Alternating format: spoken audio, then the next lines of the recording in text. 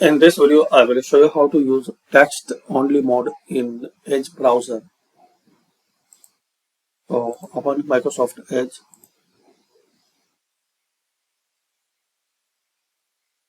click on this three dot.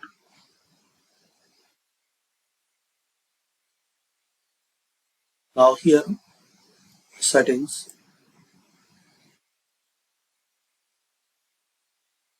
then click on cookies and site permissions.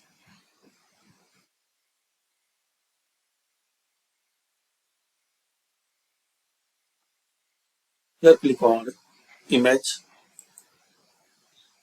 and just turn off. Now open any website, all images will be disabled and just only you will see the text here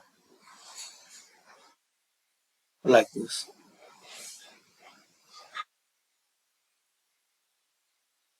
Once you again turn on, so images will appear here.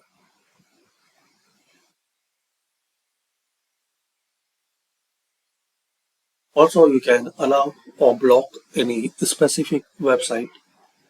Just click here and enter the address to block, and also you can allow any particular website.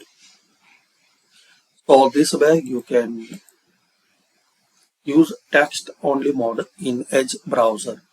Thanks for watching.